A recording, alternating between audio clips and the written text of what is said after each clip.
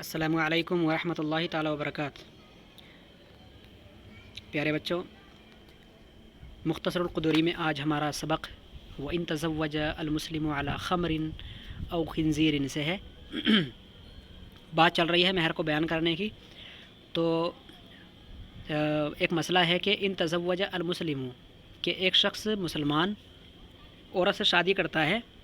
اس شرط کے ساتھ کہ اس کا مہر خمر ہے یعنی شراب ہے، کہ وہ اس کو مہر میں شراب دے گا، او خنزیرن یا تو خنزیر دے گا جو سور ہوتا ہے۔ پتہ ہے آپ کو ایک مسئلہ ہے ایسا ہی کہ جو چیز اسلام میں حرام ہے، یا تو دو چیزیں ایسی بیان کی گئی ہیں لیکن علی سبیل المثال اسلام کے اندر جو چیزیں حرام ہیں وہ مال غیر متقوم ہیں۔ وہ کیا ہے؟ مال تو ہے وہ، لیکن مال غیر متقوم۔ تو مال غیر متقوم اگر مہر بنایا جائے، کیا بنایا جائے؟ مال غیر متقوم اگر مہر بنایا جائے تو کیا اس مال غیر متقوم کو مہر بنانا صحیح ہے؟ کیا وہی مال غیر متقوم مرد کو عورت کے لیے دینا ضروری ہوگا جو اس نے بیان کیا مہر کے لیے؟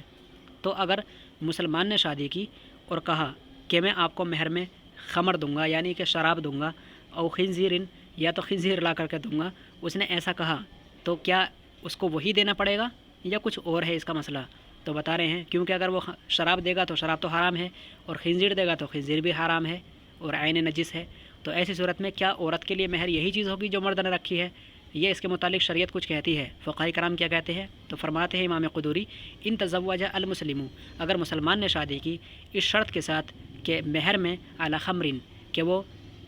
اس بات پر کہ وہ مہر میں شراب دے گا، او خنزیرن یا خنزیر دے گا،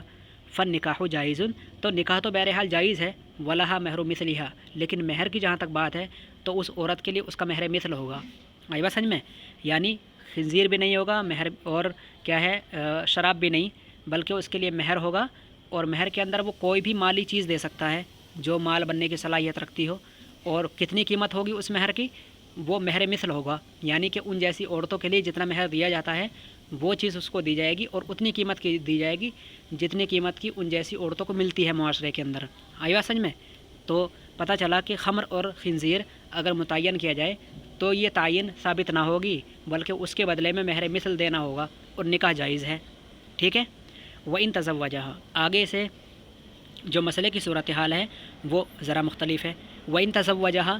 مرد سے عورت نے شادی کی، وَلَمْ يُسَمِّ لَهَا مَهْرًا، اور اس کے لیے مہر کو بیان نہ کیا۔ وَلَمْ يُسَمِّ لَهَا مَهْرًا کا معنی ہے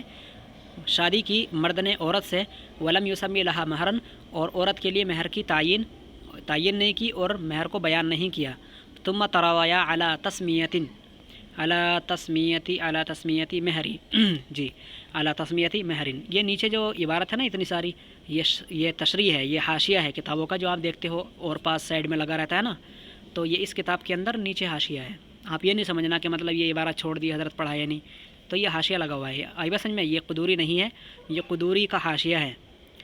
فَإِن تَزَوَّجَهَا، ہاں جی، تو مسئلہ ہمارا یہ ہے کہ عورت نے مرد نے عورت سے شادی کی، وَلَمْ يُسَمِّ لَهَا مَهْرًا، اور اس عورت کے لیے مرد نے مہر کو بیان نہ کیا، اور پھر نکاح کرنے کے بعد ثُمَّ تَرَاوَيَا عَلَى تَسْمِيَةِ مَهْرٍ، پھر وہ مہر کو متعین کرنے کے لیے راضی ہو گئے، یعنی انہوں نے آپس میں پھر بعد میں نکاح کرنے کے بعد مہر کو پھر انہوں نے متعین کر لیا، بعد میں نکاح کرنے کے بعد متعین کر لیا مہر کو۔ تو ایسی صورت میں فَهُوَ لَهَا، تو بتا رہے ہیں امام قدوری کہ اگر نکاح کے بعد مہر متعین کیا، نکاح سے پہلے متعین نہیں کیا، اور نکاح کرنے کے بعد پھر دونوں لوگوں نے مل کر کے متعین کیا کہ چلو ہم تمہارا مہر اتنا باندھ دیں گے، تو عورت نے کہا چلو ٹھیک ہے اتنا ہی دے دینا، فَهُوَ لَهَا، تو ایسی صورت میں جو مہر متعین کیا ہے نکاح کے بعد وہی اس عورت کو دیا جائے گا، ان دخل بها، اس صورت میں دیا جائے گا جب وہ اس کے ساتھ دخول کر لے۔ آئی بات سمجھ میں؟ دخول کا مطلب کہ جب وہ اس کے ساتھ مل لے، تو ایسی صورت میں اس کے لیے وہی مہر دیا جائے گا جو نکاح کے بعد ان لوگوں نے متعین کیا تھا۔ او مات عنہا، یا تو وہ شوہر مر جائے تب بھی اس کو اتنا ہی ملے گا جتنا دونوں کے درمیان بیان ہوا تھا۔ ٹھیک ہے؟ تو یہ اس نکاح کی بات ہے کہ جو نکاح تو ہو گیا، اس مہر کی بات ہے کہ جو نکاح کے بعد متعین ہوا دونوں کے درمیان، اور دونوں اس پر راضی ہو گئے، تو عورت کے لیے وہ مہر ہوگا جو دونوں کے درمیان بعد میں متعین ہوا، لیکن اس صورت میں وہ مہر دینا ضروری ہوگا جب وہ اس کے ساتھ دخول کر لے، یا تو وہ جب وہ شوہر مر جائے گا، تو ایسی صورت میں عورت جب عدت گزار کر نکلے گی تو اس کو اس کا مہر وہ دیا جائے گا جو دونوں کے درمیان طے ہوا تھا، جو نکاح کے بعد طے ہوا تھا۔ آئی بات سمجھ میں؟ فَإِن طَلَّقَهَا قَبْلَ الدُّخُولِ فَلَهَا الْمُتْعَةُ، نکاح کے بعد مہر بیان کیا اور دخول نہیں کیا، طلقہ قبل الدخول، اور دخول سے پہلے ہی طلاق دے دیا، تو ایسی صورت میں وہ بعد میں متعین کردہ مہر نہیں ملے گا بلکہ متاع دیا جائے گا۔ متاع پتہ ہے بچوں کسے کہتے ہیں؟ متاع کہتے ہیں فقہی اصطلاح میں عورت کے لیے 3 کپڑوں کا انتظام، جو شلوار، قمیص اور اوڑھنی ہے وہ دی جائے گی، اور مہر جو بیان کیا تھا دونوں کے درمیان وہ نہیں دیا جائے گا، کیونکہ دخول نہ ہونے کی وجہ سے طلاق دی اور قبل الدخول مر گیا، یہ مر گیا نہیں، طلقہ طلاق دے دی اور قبل الدخول دی، دخول سے پہلے ہی طلاق دے دی، اس کو رخصت کر دیا، فلح المتعۃ، تو وہ دونوں کے درمیان جو مہر طے ہوا تھا وہ نہیں دیا جائے گا بلکہ اس کو کپڑے دیے جائیں گے صرف۔ آئی بات سمجھ میں؟ دیکھیے تیسرا مسئلہ دیکھتے ہیں، فَإِن زَادَهَا فِي الْمَهْرِ بَعْدَ الْعَقْدِ، عقد کرنے کے بعد اگر مہر میں زیادتی کی، یعنی عقد کرنے سے پہلے مہر بیان کر دیا گیا تھا، پھر عقد کرنے کے بعد اسی مہر میں زیادتی کر دی، زیادہ ہاں اس عورت کے لیے مرد نے خود ہی زیادتی کر دی فی المہری، اس عورت کے مہر میں کب کر دی؟ بعد العقدی، عقد ہونے کے بعد یعنی نکاح ہونے کے بعد ہی مہر کے اندر زیادتی کر دی، لازمت ہو الزیادۃ، تو مرد کے اوپر وہ زیادہ کیا ہوا جو مہر ہے وہ بھی لازم آئے گا، وتسقط بالطلاق قبل الدخول، اور یہ زیادتی ساقط ہو جائے گی بالطلاق قبل الدخول، دخول سے پہلے طلاق دینے میں، یعنی دخول سے پہلے طلاق دے دی تو جو عقد کے بعد زیادتی کی تھی مہر کے اندر وہ زیادتی ساقط ہو جائے گی، کب؟ جب وہ طلاق دے دے دخول سے پہلے ہی، آئی بات سمجھ میں؟ اور اگر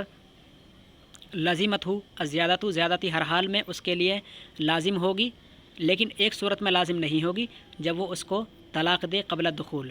تو زیادتی ساقط ہو جائے گی، اور جو مہر متعین کیا گیا ہوگا وہ دینا لازم ہوگا، آئی بات سمجھ میں؟ وَإِنْ حَطَّتْ عَنْهُ فِي مَهْرِهَا، اور بتا رہے ہیں چوتھا مسئلہ، اور اگر